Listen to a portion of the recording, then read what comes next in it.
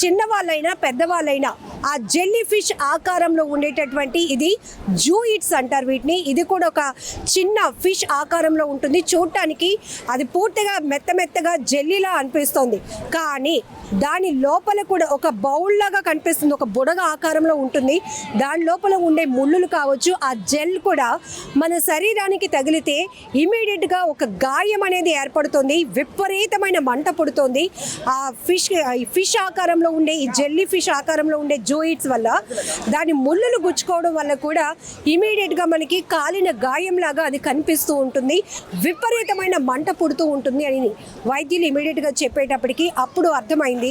అయితే ఇవి ఇంతకుముందు మన వైపు బీచెస్లో అంతగా ఉండేవి కాదు, కానీ ఇప్పుడు వాతావరణ మార్పుల వల్ల ఇప్పుడు ఈ జెల్లీ ఫిష్ను పోలేటటువంటి అరుదైన చేప రకం జూయిట్స్ మన బీచ్ల్లో కూడా వస్తూ ఉన్నాయి.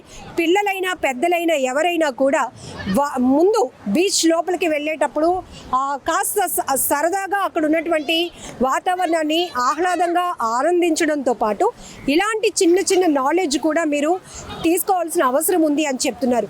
ఇప్పుడు అంతర్వేది బీచ్లో అప్పటి వరకు ఆడుకున్న కొంతమంది పిల్లలు ఒక్కసారిగా వాళ్ళ శరీరంపై కాలినటువంటి గాయాలు గమనించినటువంటి తల్లిదండ్రులు ఒక భయాందోళనకు గురయ్యారు. అదేంటి, ఎవరు కొట్టలేదు, ఏమీ చేయలేదు, అప్పటి వరకు కేరింతలు కొట్టినటువంటి పిల్లలు ఒక్కసారి